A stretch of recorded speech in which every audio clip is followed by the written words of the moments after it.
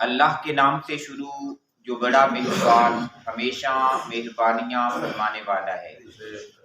یہ بھی میرے اللہ کا بڑا فضل اور احسان ہے کہ میرا اللہ ہمیں ہر صبح یوں قرآن کی زیارت کا شرف نصیب فرماتا ہے، اور پھر اپنے دن کا آغاز قرآن کے فہم سے، قرآن کی سمجھ سے کرنے کی توفیق نصیب فرماتا ہے۔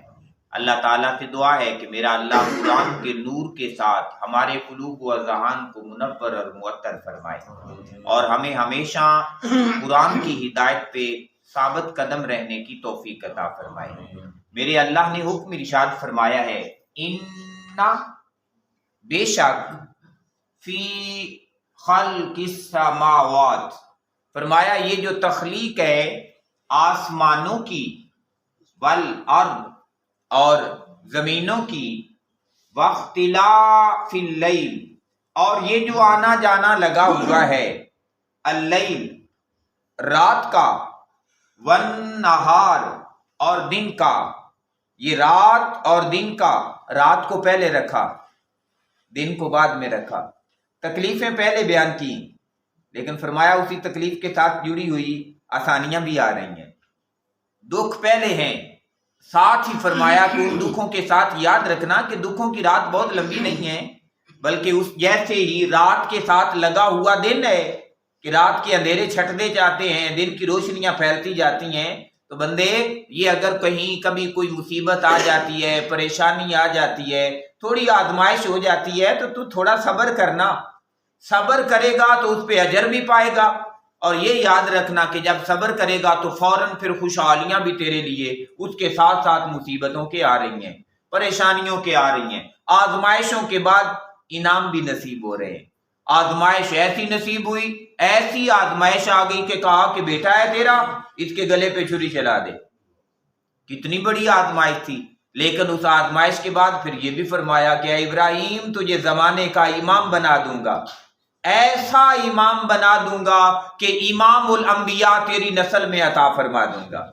جب تک قیامت تک لوگ اللہم صلی علی محمد وعلی آل محمد پڑھتے رہیں گے، وہاں علی ابراہیم وعلی آل ابراہیم بھی پڑھتے رہیں گے۔ تو گویا جو بندہ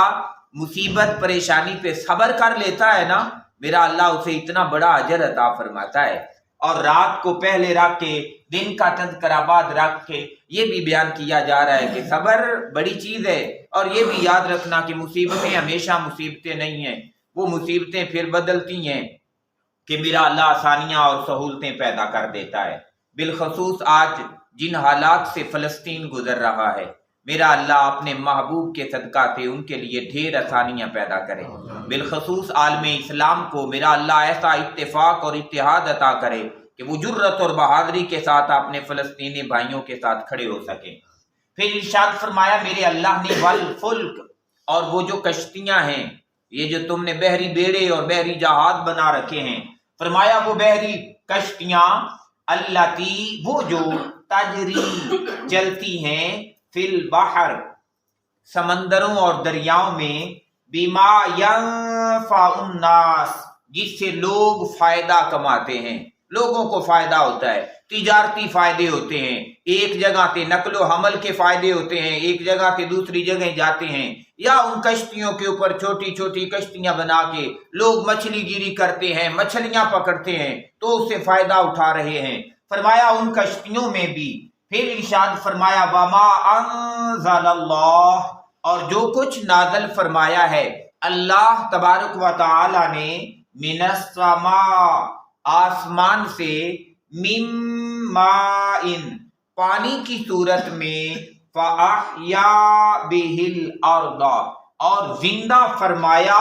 اس پانی کے ساتھ زمین کو، بعد موتها اس کے بنجر ہو جانے کے بعد۔ بڑی زمینیں ایسی ہیں کہ جو بنجر ہو جاتی ہیں، لیکن جب بارش کا نزول ہوتا ہے، جب بارش نازل ہو جاتی ہے تو اللہ تعالیٰ ان زمینوں کو بھی ہریالی عطا کر دیتا ہے۔ کئی بار ایسا ہوتا ہے کسان زمینیں تیار کرتے ہیں، پانی لگاتے ہیں، لیکن جب تک محنت اور کوشش کر کے زمین سے نکال کے پانی لگائے رکھتے ہیں، اس کا اور انداز ہوتا ہے، اور اگر کبھی اللہ بارش عطا فرما دے تو وہ بارش سے جو سیراب ہو گئی ہے زمین، اس کی فصل کا سسٹم ہی اور طرح کا ہو جاتا ہے۔ تو فرمایا یہ آسمان سے نازل ہونے والا پانی زمینوں کو بنجر ہو جانے کے بعد پھر انہیں سرسبز و شاداب کر دیتا ہے۔ پھر ارشاد فرمایا میرے اللہ نے وَبَثَّ فِيهَا، اور اس نے پھیلا رکھا ہے فیہا اسی زمین میں مِن کُلِّ دابہ ہر قسم کا جانور، اس نے اس زمین میں ہر طرح کا جانور پھیلا کے رکھ دیا۔ یہاں کے شہری علاقے ہیں، شہری علاقوں میں بھی دیکھیں کہ زمین سے بعض دفعہ نکلنے والی ایسی ایسی مخلوقات ہیں، ایسے ایسے کیڑے ہیں، ایسی ایسی چیزیں ہیں کہ بندہ دنگ رہ جاتا ہے کہ یار کیا بات ہے۔ اور اسی طریقے سے دیہاتی علاقے ہیں، میدانی علاقے ہیں، صحرائی علاقے ہیں۔ تو میرا اللہ ارشاد فرما رہا ہے کہ ان تمام علاقوں میں یہ جو تمہیں جانور نظر آتے ہیں، اس کا بھی خالق اور مالک کوئی ہے، اور وہ اللہ تبارک و تعالیٰ کی ذات ہے۔ پھر ارشاد فرمایا وَتَصْرِيفِ الرِّيَاحِ، اور یہ جو ہواؤں کا چلنا ہے، یہ جو ہواؤں کے آنے جانے ہیں، ہواؤں کے بدلنے ہیں، کبھی ٹھنڈی ہوا چلتی ہے، کبھی باد نسیم بن کے چلتی ہے، کبھی باد سحر بن کے چلتی ہے، اور کبھی یہی آندھیوں کا راستہ اختیار کر لیتی ہے، آندھی کی شکل اختیار کر لیتی ہے، کبھی جھکڑ بن جاتی ہے۔ تو فرمایا یہ ہواؤں کے آنے جانے بھی اس کے پیچھے بھی کسی کا ہاتھ ہے، یہ بھی کسی کے قبضہ قدرت میں ہے، کسی کے کنٹرول میں ہے۔ پھر ارشاد فرمایا وہی ہوائیں وَالسَّحَابِ الْمُسَخَّرِ جو مسخر کرتی ہیں بادلوں کو لیے پھرتی ہیں، وہ جو بادل ہیں جو چل رہے ہیں بین السماء آسمان کے درمیان، والارض اور زمین کے، جو زمین و آسمان کے درمیان میں چل رہے ہیں۔ پھر ارشاد فرمایا میرے اللہ نے لآیات ضرور نشانیاں ہیں لقوم اس قوم کے لیے یعقلون جو کچھ عقل سے کام لے اور شعور سے کام لے۔ آج جتنی سائنس ہے ساری کی ساری بنیاد کر رہی ہے اسی ایک آیت کریمہ پر۔ زمینی سائنس لے لیں، معدنیات کے سلسلے لے لیں، فلکیات کے سلسلے لے لیں، اس زمین کے جتنے سلسلے ہیں میرے اللہ نے ایک ایک چیز کو زمین و آسمان کی تخلیق سے لے کے، سمندروں اور دریاؤں کے نظام سے لے کے، ہواؤں بادلوں کے نظام سے لے کے ہر چیز کو اس کے اندر بیان کیا، اور فرمایا اب جو عقل رکھتا ہے اس کے لیے نشانیاں ہیں۔ جو فلکیات کے اوپر تحقیق کرے گا فرمایا اس کے لیے بھی یہ آیت روشنی کو راستے کھول دے گی۔ جو زمینی معدنیات کے اوپر کوشش اور محنت کرے گا یہ قرآن کی آیت جو ہے اسے بھی نور اور روشنی عطا کرے گی۔ اور جو سمندروں، خلاؤں اور فضاؤں کی طرف نکل جائے گا فرمایا قرآن کی یہ آیت جو ہے اس کے لیے روشنیاں ہی روشنیاں پیدا کرتی جائے گی۔ اللہ تعالیٰ سے دعا ہے کہ جس اللہ نے ہمیں ایسا خوبصورت ہدایت سے بھرپور قرآن عطا کیا ہے، میرا اللہ اس قرآن سے ہمیں حقیقی ہدایت لینے کی توفیق عطا فرمائے۔ اللہم صلی علی سیدنا و مولانا محمد، اللہم صلی علی